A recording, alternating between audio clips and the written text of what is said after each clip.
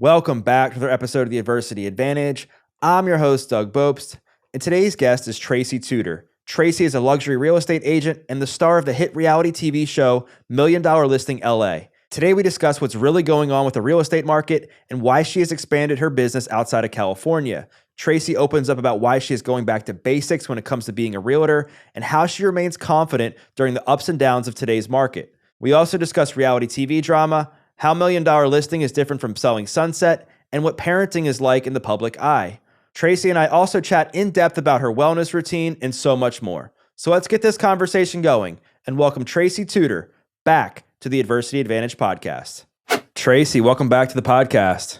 Thanks, Doug. How are you? I'm doing well. I'm so excited to have you back on here. I've been loving what you've been doing over the last couple of years. I've been following you obviously through social media and just super proud of everything that you've achieved in the last couple of years. Thank you. I mean, when was the last time we talked? About 2 years ago? Yeah, it's been about 2 years. I think it was maybe right around when your book came out, I think. Yeah. And so since that time in 2022 and into 2023, what's been a big area of growth for you? Well, I expanded to Texas, which was a really exciting time last year. And our company, Douglas Elliman, put a flag up in Texas. And, so much of the clientele that I work with in California started using tax-free states for, a while back, but Texas became incredibly popular during COVID. So it was time for me to consider that. And so in the last year, we opened up in Dallas, and then I recently opened up in Austin and Houston. That's so exciting. And it's cool to see that you saw the writing on the wall and were able to make that pivot, because a lot of people, they see the writing on the wall, but they don't have the courage to make a pivot like that. What fears did you have around doing that, and how did you navigate that? Well, obviously, I think with the amount of hours that I put in LA alone, my biggest concern was, making sure that I had the right boots on the ground in Dallas, Austin, and Houston, so that, the people that wanted to work with us there could be properly represented and, on brand with how I handle my clients, as well as, just the expansion and really understand, it's one thing to get your license in a new state. It's quite another to practice in the first year. So it was a learning curve for me too, in terms of understanding the different markets, which, all three of those markets are vastly different, and have people that really had some experience and know what they're doing there so they could, teach me, which, I spend typically now once or twice a month for a couple of days in those markets. And so it's been fun. I really enjoyed it. I like the state a lot. And, hopefully, cross our fingers, our next move will be another tax-free state, which is Florida. Nice. That's awesome. It's super exciting. Would you say the main draw to these places, based on what you've heard from your clientele, is it being tax-free? Is it something other than the taxes? Yeah, I think during COVID, so many people were looking for more space. Yeah. And obviously, Texas can offer that in certain markets. And I think people wanted to have more space and have some more affordability. And obviously, Texas provided that. So I would say I had 5 or 6 different friends and clients that, made the move there prior to me being licensed. And of course, I went, So, hopefully down the road, I'll have my own ranch there. And, again, it's been a ton of fun opening up in a new market, and we're growing, I think, at the right pace, not trying to expand so fast that I can't keep up with it. I want to make sure that the clients that we do have in Texas that, know that we're new to the market and that our intent is to stay there and, give them the same attention that, they receive here from me. Yeah. So how do you stay balanced? I mean, because you have so much going on. Obviously, you're a mom, you're in a relationship, you got the show, you got your real estate stuff in California and Texas. How do you stay balanced with everything? With a very, very good schedule. The market has slowed down here quite a bit at the end of last year with interest rates and again, the first quarter of this year is a little bit slower. So it's allowed me and freed me up to spend a little bit more time in Texas because, well, they also have, a little bit of a slowdown as well because we're new to the market. There's people that are interested in working with us, and it freed me up to have a little more time on my hands to be able to do that. And then, of course, when the show wrapped in really December with a couple of pickups here and there, when I'm not shooting the show, that's like an extra, call it 30 hours a week. I actually feel so slow right now. I'm not, I'm so used to being scheduled down to like every 15 minutes that, I'm like, TikTok, what do I have? It's been a nice breather for me, but, I've survived a few different markets through the course of my career. And I know that this is a moment in time that will pass. And, that being said, obviously, I embraced it. I've been spending more time with the kids. I'm taking them to Mexico on Sunday to spend 5 days and just really unwind. And typically when I go to Mexico, there's always work attached to it because we've been selling some property there as well. But this is purely family time, no real estate, just really enjoying ourselves. That's great to hear. It's good to hear that you're like taking the kids away and being able to get some time to yourself with them. And there's obviously a lot of talk right now on the real estate market. I feel like people panic every time the Fed comes on to talk about what they're going to do next. What's really going on? Because it's easy to get, caught up in the noise and stuff that's on the news. Like, what is your observation of the current market?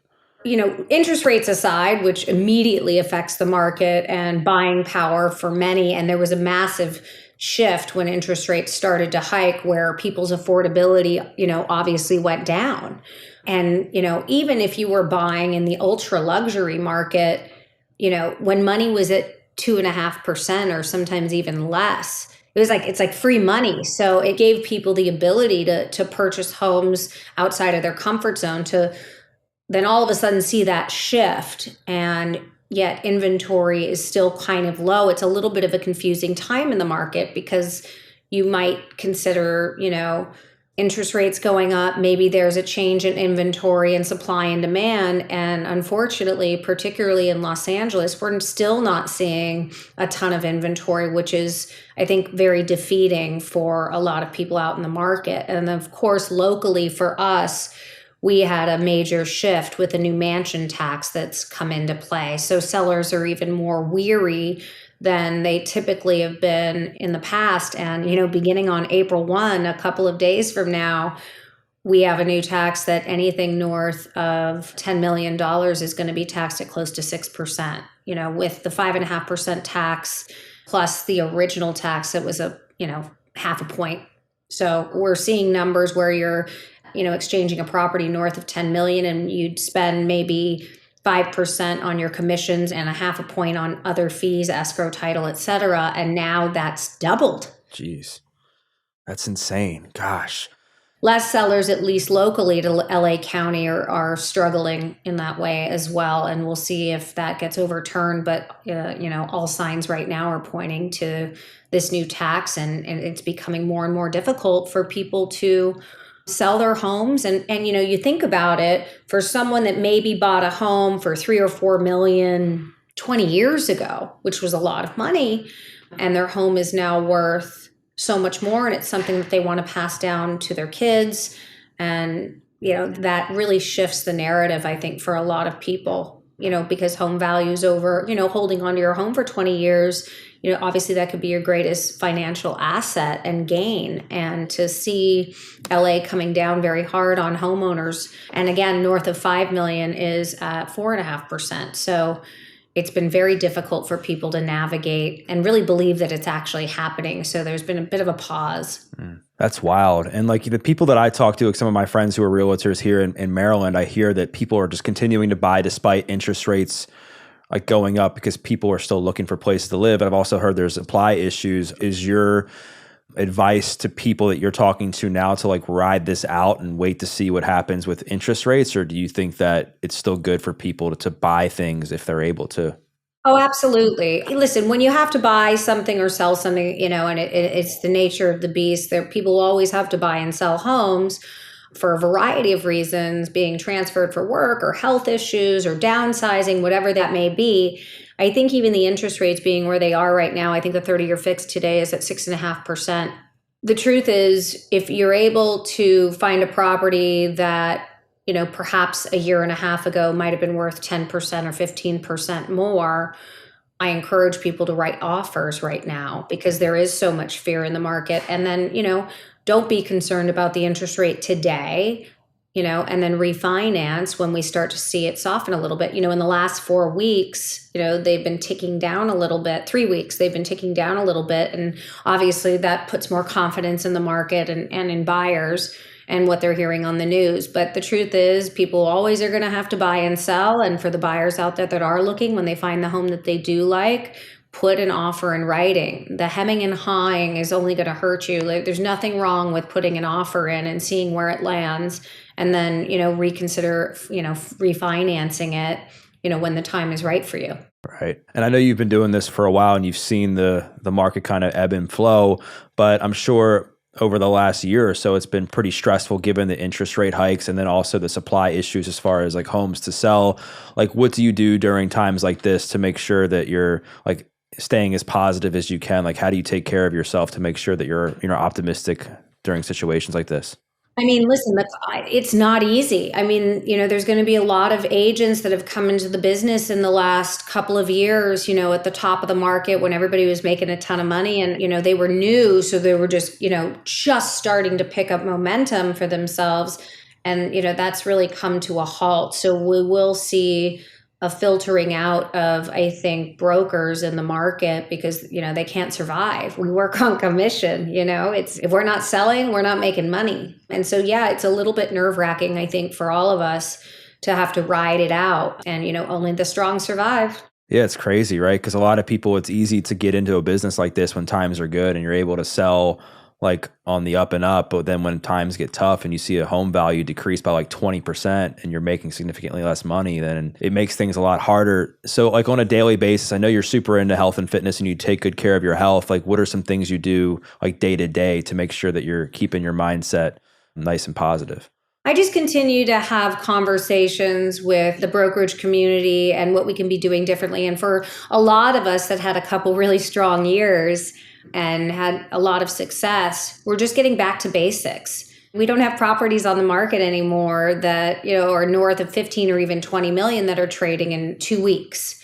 We all got very lucky and we had a couple of really wonderful years, and it's about going back to how it used to be. And anyone that's been in this business for 20 plus years knows that, we will come out of this and it will correct. And to be honest with you, interest rates being at 6.5%, while it's a huge increase from where it was, a year ago, it's still like overall in the grand scheme of things is still a relatively decent rate. I think it's just adjusting, buyers' perceptions and getting them comfortable with. That was a really different time in the market for a lot of buyers. But, again, the argument last year was maybe we should wait because prices are just out of control. And I'm going, yes, but if you love the house, that needs to come first because your interest rate is so low. And then, of course, that switches. And now here we are with higher interest rates and not as much of a downtick in price as people might think. They want it to be more of a buyer's market than it actually is. And because there is a lack of inventory, people are frustrated. I've got tons of buyers that are out in the market right now, and there's just not a lot to show them. So you've got to pound the pavement, pick up the phone, be making calls consistently, asking for off markets, doing mailers, door knocking, all of the things that we used to do, 20 years ago when we were starting out in the business. Just got to keep hustling and just mastering the basics and the fundamentals, right? It seems like, especially during times like this, is to go back to like square one and figure out like where that can lead you. You strike me as somebody who's incredibly confident with yourself and that you just know that things are going to work out the way they're supposed to and you just move forward accordingly. Like, what are some things that you practice to, develop self-confidence? I mean, obviously the way that I kind of came to where I am today was by accident. Yes, I was born into a family where confidence was not one of things that my mom or my dad struggled with. But that being said, I think coming into the business the way I did, 24 years ago, I learned to be confident by virtue of failing and getting back up and realizing that I can get back out there and do it all over again. And I think you just, when you recognize that with all the failures that you have in business, that you keep going and you're still here 24 years later, that says something. We've ridden out a couple of difficult markets for sure. There's a lot of highs and lows in this business and a lot of people coming and going at all times. So you have to be on your toes and be ready to pivot and adjust and understand that those pivots are going to happen again and again, and just be able to, I guess, tolerate it. So, like I said, what I do is I go back to the basics, and, we're starting to do print marketing again. We're door knocking, we're writing letters. These aren't things that, we've had to do really for the past 5 years. And again, I don't think that print is like the marketing of the future, but sometimes getting back to the basics and putting, your face in front of people in print is a great way to sort of continue to make sure that you're at the forefront and you're in their minds when they actually do think about selling or want to buy something. Yeah. It's humility, right? It's like, all right, like I don't have everything figured out right now. Things aren't going well. So I have to just let my ego down and just go back to, again, like the basics and square one. Yeah. Yeah. It's been a rough first quarter. Luckily, Texas is doing quite well, and we're off to the races there. So again, I think it's all about being able to shift and pivot and navigate the market that you're in, and try to not pay attention to the national media, but really focus on, the people that you trust that are in your community that have the actual statistics. Because the truth is, I was looking at a report this week just talking about the last month, and all signs point to we're leaning towards a buyer's market, but by no stretch of the word are we like, buyers are out there in droves, being able to pick up deals at 20 or 30% less than they were last year. So it's a difficult conversation to navigate with your clients right now, because particularly buyers, because their expectation is that the market should be much more in their favor than it actually is, particularly on the west side of Los Angeles, Beverly Hills, Brentwood, Holmby Hills, Bel Air, the Sunset Strip. These are all areas that have held their ground for the most part, and maybe they're down 10%. And I also think sellers and their brokers have become much more realistic about not putting prices on properties just for the hell of it. And a couple of years ago and in the last year, someone wanted 50 million for their property. They're going to list it at 80. Who knows? Maybe you get it, right? But those days are over. And I think everybody's having more honest conversations about really where they need to be and what the value of the property is. And they are leaning on more experienced agents to advise them, because, they recognize that, their home sitting on the market for 6 months is not a good story for anyone. Right. And so I've always wondered this, like, what do you think matters most to buyers when they're like walking into a home? Like, is it the bathrooms? Is it the kitchen? Is it the location? Like, what have you found to be like the most important thing? There's always the ones that are always going to be important. Curb appeal is the first thing. It's the first thing that people see when they walk up to a house. You might walk into a house and it's a little bit of a surprise, but when you pull up to a home to look at it and from the street, you go, wow, that's charming. You're already invested. You're going to look at the house a little bit closer. Then again, once you get into the house, you're talking about what kind of kitchen and living space do you have? Is there a good flow and a floor plan that makes sense? Because today is really about living in all the spaces that you have. There's no sense in having a 10,000 square foot house because you have a family of 5 or 6 and you don't sit in half the rooms because those rooms don't make sense anymore. I think people are stepping away a little bit from, more formal compartmentalized living spaces and are really more interested in everyday living. I mean, I live in every single room of my house, and I bought the house because the floor plan flowed and made a ton of sense. And then, your kitchen and your primary suite are going to be most important outside of the general things. And then the new amenities, that people are loving are, of course, everybody's got, home offices have become even more important since COVID, because there still are a lot of people working from home. And home gyms are also a great thing. And then, in LA specifically, state of the art garages. Like, people love their cars here, and having a place to put them is, really important to the luxury buyer. That's crazy. Because I mean, I guess on the East Coast here in Maryland, like the homes are just so different. Like I always appreciate when I go to LA and I see like the architecture of these homes that you just don't see anywhere else. Like in the Beverly Hills, Brentwood area, like you just don't see it where I live. So it's just fascinating to see how much different things are than here. And speaking of like just keeping yourself kind of focused in what you're doing, obviously there's been a lot of like drama in the Bravo world with Vanderpump and stuff like that. Like, how do you keep yourself like out of that and just focused on yourself? No, I was invested in that for a minute as well. Like there was like 2 solid weeks where I was like, what's happening? When's it on? And then, everything passes, as heightened as things get in the world of like reality television, they also pass just as quickly. So, really thrilled with the show that we put together, season 14 of Million Dollar Listing that, we just had the finale a few weeks ago. And people really resonated with, a more personalized show this season, which typically we lean towards keeping it totally about the real estate. And I think fans were wanting to know us a little bit more. And particularly with some of the other shows that are out there, like Buying Beverly Hills or Selling Sunset, or, there's so many. But I reference those two because they're in Los Angeles.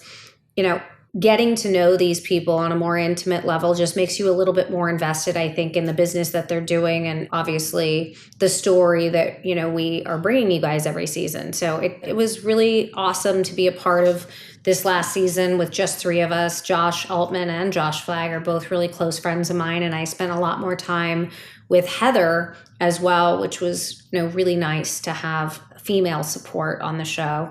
So hopefully we come back and get to entertain you for many years to come. That's awesome. I'm looking forward to like seeing upcoming seasons, especially because like you said, you guys did get more personal this past season, which was great to see. And like speaking of that and then competition, I don't remember when it first came out, but maybe it was last year, the year before, like Selling Sunset was big. At least people were talking about it. Did you have any fear or like worry about like how that was going to impact your show? The show was a huge, huge success when it first came on. And I think the streaming, on Netflix allows people the ability to invest in a show and binge watch it and go one after another. And that's a real advantage. I think that they produce a really great show. I think it's a little bit different from what we're doing. And, their show is quite entertaining. Our show is as well. But I think the audience is a little bit different. If you're looking for something a little bit more real estate focused and you want to understand the business side of what we do a little bit more, you might tune into our show. If you're more interested in the relationships and dynamics between people, then, with a real estate backdrop, then you might tune into a show like Selling Sunset. I saw there was some like beef online. Like, was that real or are you guys like actually friends? I really like the Oppenheims, Maybe it was Josh I saw was going back with somebody. Oh, yeah. Josh Flagg. I think we've all popped off a little bit and it's been a fun banter. Yeah, but yeah, the yeah. truth is, I'm happy for them. I think Josh just likes the content and loves a little fight. But I don't think he has anything against any of them. Our shows are, like I said, totally different. But yeah, there was a little back and forth, I think, with him and Chriselle Strauss. I told him to knock it off. Yeah, I guess sometimes people can't help themselves, but I think it's also good because that makes people watch your show more too, because people are seeing that and they're like, all right, like I wonder if this show is better than that one. And from what I've heard from people that I know that watch the shows, they actually prefer like the more real estate driven show because that's like the title of the show is Million Dollar Listing. So I would imagine people are going there because they're looking to see like how people sell these homes, right? And I think people are interested in that. And we typically like to talk about a lot of that stuff. I think because we have a lot of experience in the business, and the three of us have been doing this for a long time. We like to talk about the intricacies. Now, like, it's gotten to the point where I think our entire production team, from our infield producers and our supervising producers and our post-production team, all know what a 1031 exchange is at this point. Like, they all feel like little real estate experts, because we really try to, have a little bit of education there. And of course we are talking about the micro markets and Los Angeles specifically, and it's different everywhere, but that part is fun. And it comes obviously naturally to all of us because we've been doing it as long as we have. And so you add a little bit of the personal stories and, getting to know our families a little bit more and understanding the relationship that the three of us have, I think just makes it that much better. I've heard people who, when they go on like TV shows, they sometimes can get caught up like morphing into the character of the show, and that becomes like them in real life. How have you handled that to be able to remain like authentic in your day-to-day life, like separate from the show? Yeah, I think people that have been doing this a long time, Josh Flagg, him and I were talking yesterday, and I was like, you realize you really grew up on this show. Like, you were like 21 years old when you started this show. Had I been 21 on this show, like, Lord, sweet baby Jesus, like, it would not have been pretty.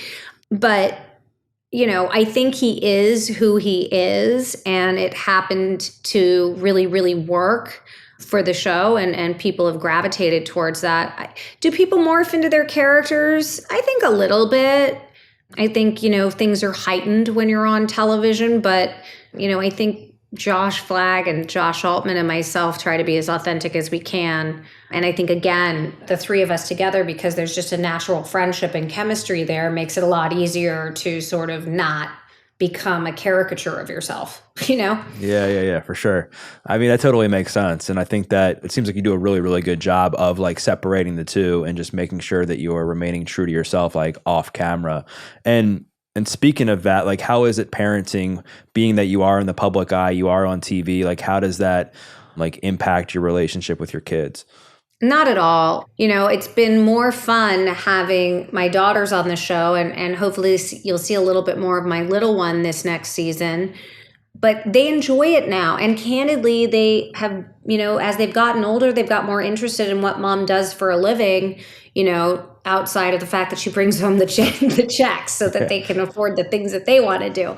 But they've really sort of embraced what I do for a living and have empowered me to keep pushing. And I've sort of left that, that mom guilt that I think so many women have that are working moms, which is difficult. But I've really tried to put that behind me because it doesn't serve me. It doesn't serve them. And when I am present with them, I want to be 100% present. And so that's what I make an effort to do. And seemingly, knock on wood, I've got, two great girls, 14 and 17, and I love them to pieces. And they're well-adjusted, good kids. Was there like a specific moment when you realized that you needed to leave the mom guilt behind, and how did you overcome that? Oh, yeah. When Juliet came into primary school and was, in kindergarten and first and second and third grade, I was super involved at school because that's what I thought I had to do. There's so much pressure as parents to be heavily involved and, helicopter over them 100% of the time to make sure that they get into the right schools and navigate, the competitive nature of what it is to, have an education today. Whereas when I grew up, my dad was like, you should go to public school, you'll be fine. And, and obviously it's become a lot more competitive, and it can be a pressure cooker. And I started to realize that when Scarlett, my littlest, came into school, and I was like, I can't do this all over again. Like, I've already been hospitality committee head and volunteered at the fair and, all of those things that I would never take back, but I just couldn't continue down that path anymore. And I remember sitting down with the head of the school, and I've told this story a couple of times, but it was a moment for me because I felt like a mom. And I was meeting with the school, and she was the new head of school. She was wonderful. And we were talking about something else, and it shifted. And I said, I just feel like I'm not good enough anymore. I'm not here as much as the other moms. And she's like, let that BS go. Because at the end of the day, it does not serve your kids. They're here getting a wonderful education from 8 to 3.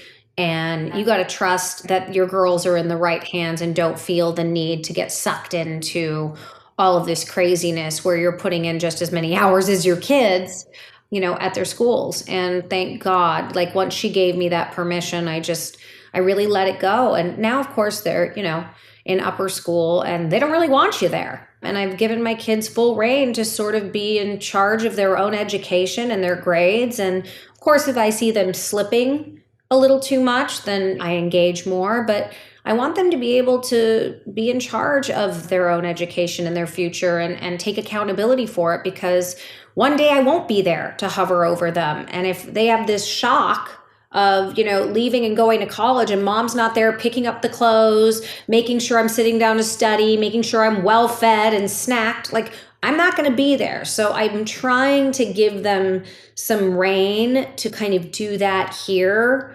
with me sort of in the background checking in. And that's, served me. Has there been any kind of like trouble with like developing relationships with other moms at the school because maybe they're intimidated by what you do and, the fact that you're on TV and stuff? Or are people able to like separate that from you actually being a mom? I'm too old for that.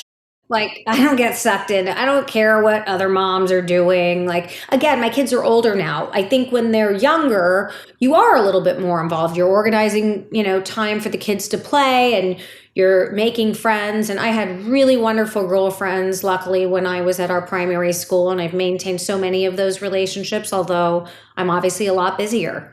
And I'm not as involved. I mean, one of my kids drives, you know what I mean? Yeah. Like she goes to parties. She's no interest in, nor do, her friends' parents of making sure that we're getting together as a couple. It's not where you are, I think, during those high school years, at least for me. Right. Yeah, that's good that you're able to like stay out of that, because I know a lot of times people get sucked into it and that becomes like an addiction, and it becomes something they like look forward to every week, is like, what's going to be the next drama, at school. They got to get a little busier then. For sure.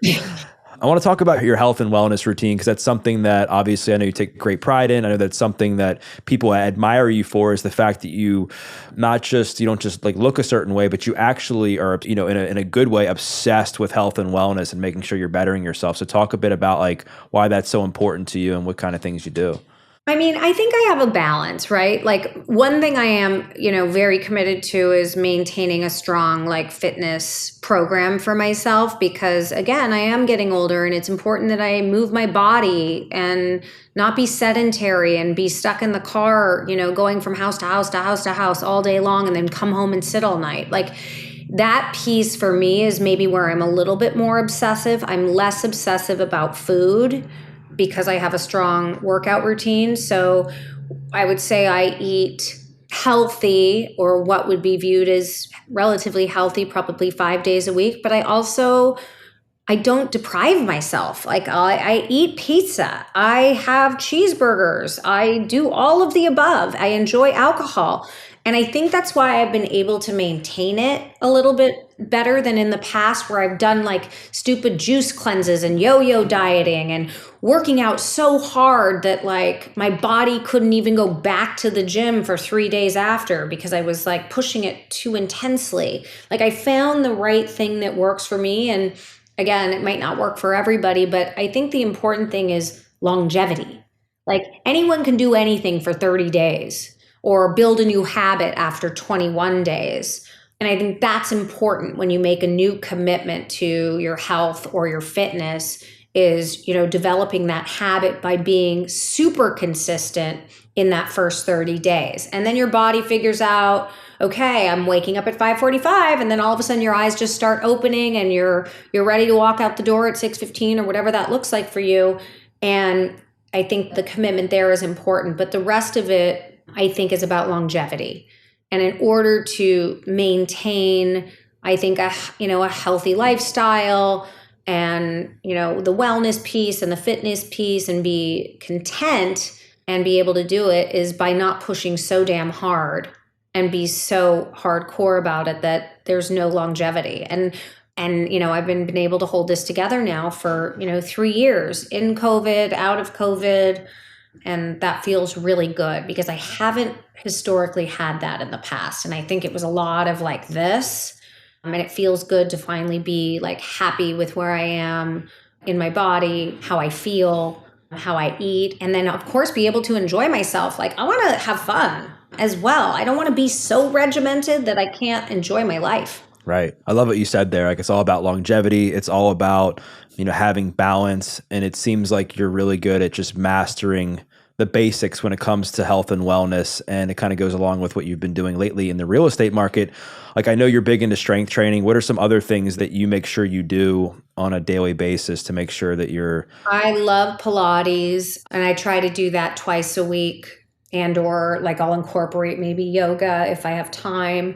I also, as I've mentioned, I walk a lot. Today I did 53 minutes of just walking and, looked at emails, watched a little TV show, answered some calls. And then before I knew it, I was on there for 53 minutes and I did some good fat burning, and I'm not hurting my body, and that feels good.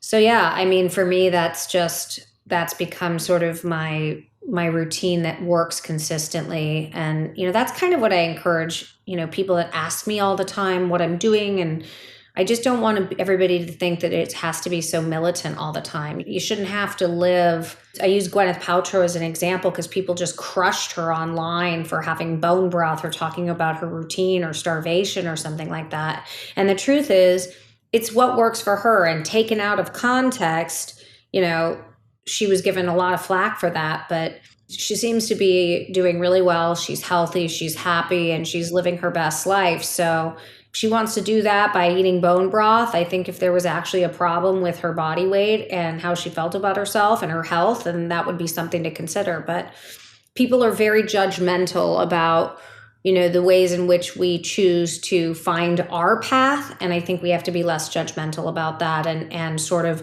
do what works for you personally and share that with people without feeling like you're going to be judged for it.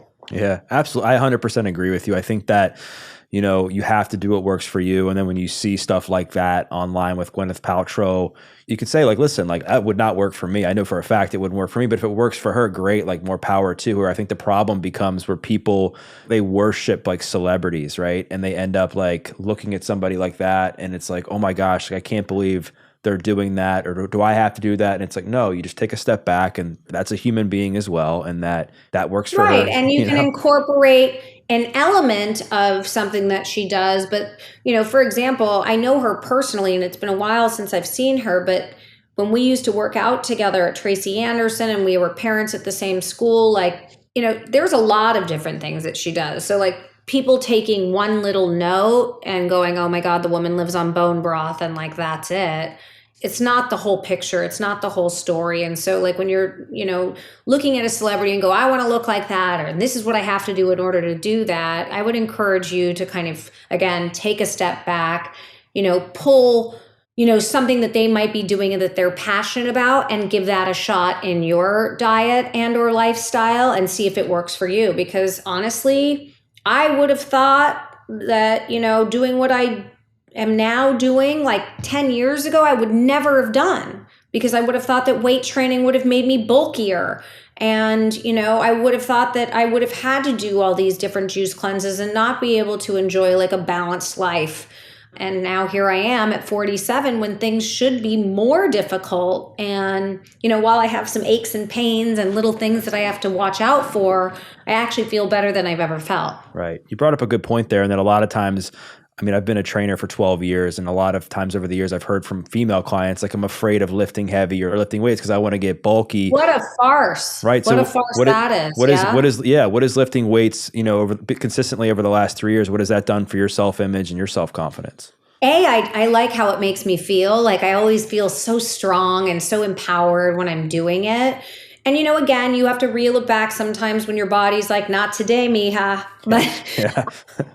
I really enjoyed like the idea of pushing up weight. I never thought I could. I like feeling strong. I like seeing muscles. I don't want to be super muscular like a fitness influencer or anything like that, but I like to feel strong in my body. And that's really truly what lifting weights has given to me.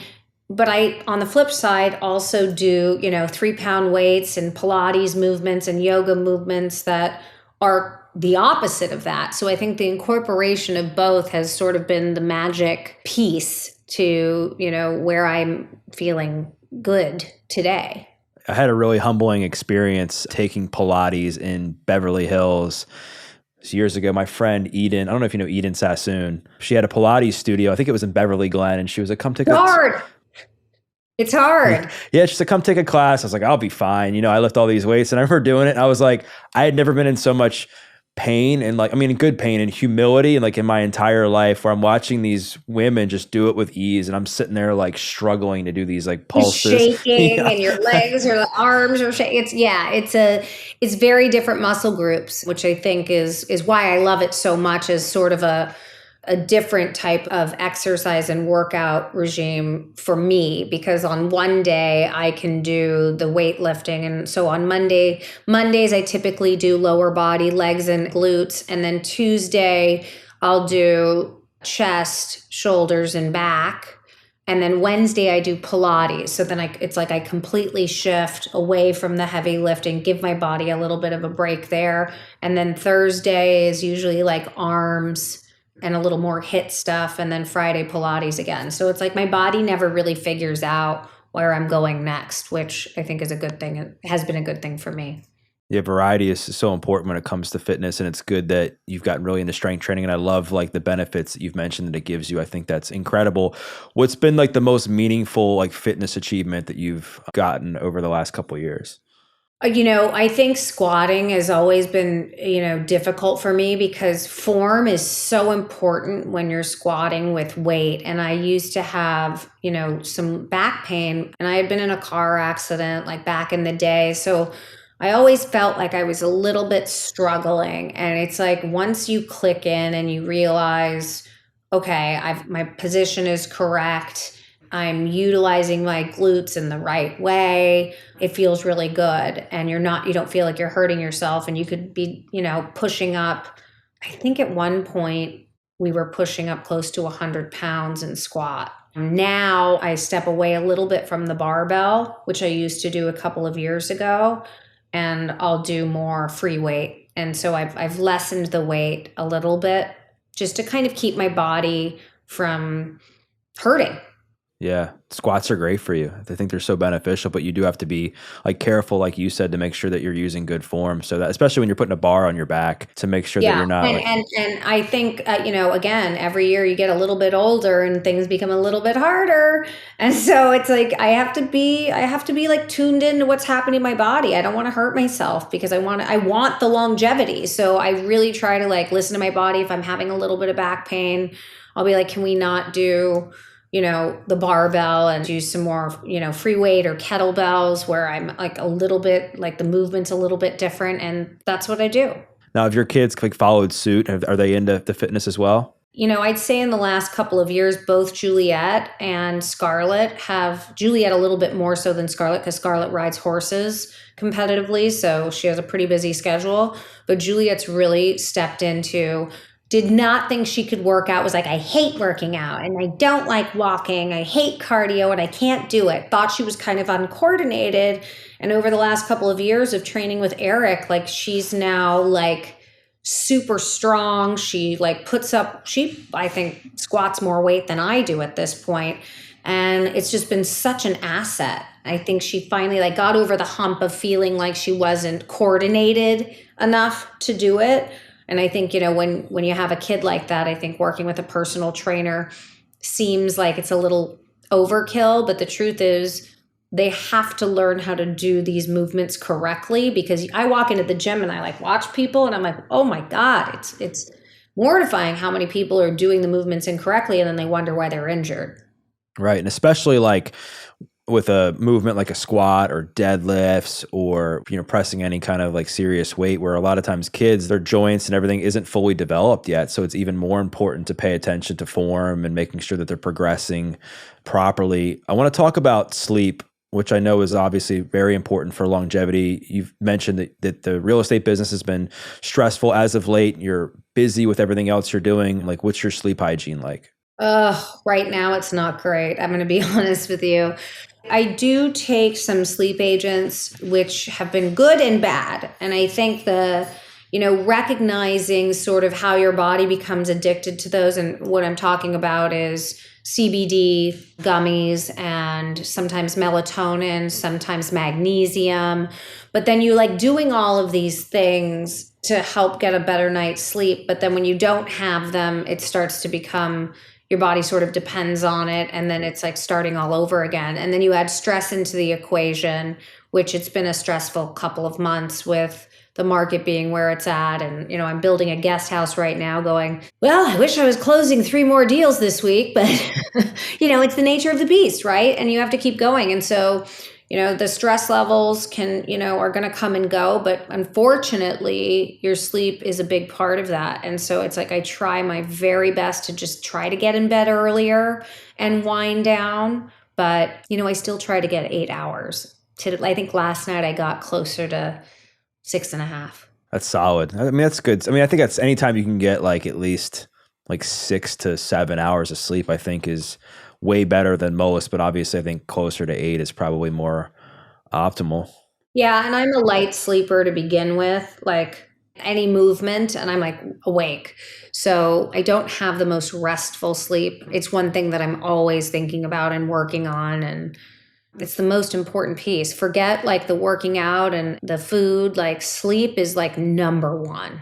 It's number one. And if you don't sleep well, none of that other stuff matters. Your workouts suck. You're so off. You're disconnected. You can't have like productive conversations because your mind's wandering, because you're tired. Like all of it is just, it really starts there. Yeah, absolutely. And so my last question for you is like, what's next for you other than trying to survive this current real estate landscape and opening more offices in the business? Like, what is a personal goal of yours for the rest of 2023? To be honest with you, we're thinking about potentially starting a podcast, and it's been on my mind for a while because I've done so damn many. Yeah. But it's been on my mind for a while, and I've really discouraged myself moving forward with it because of the hours that I work already. But I think I can find the time to do something like that. And I really enjoy it. I enjoy like the conversations. I love doing them with you, with the people that I've done them with before. I tend to want to go back. I just think you never know the kind of connection that you can make with people in this space. And it's something that I look forward to, hopefully, maybe 2024. I don't think it'll come as soon as this year. I think you should definitely do it. I think you'd be awesome at it. And I think that what I've found is from doing it is that not only do you have like amazing conversations, like you meet some like lifelong friends that you never would have connected with without the podcast, without interviewing them on a podcast, which I found to be very beneficial and like mutually beneficial for the people involved. Totally. And I've always, I think sometimes you end up connecting with people that you never thought you would connect with or have something in common with, and you have this incredibly dynamic conversation that you never would have had. And it's opened my eyes to, I've learned so much from doing different podcasts that, that people have different focuses on, whether it's in business or wellness or whatever, real estate even. So I've really enjoyed that. And so I'd like to do my own spin on what that might be for, people that follow me and the fans that follow the show. Well, I will certainly be on the lookout for it. And Tracy, this has been awesome. Wanted to thank you once again for coming on.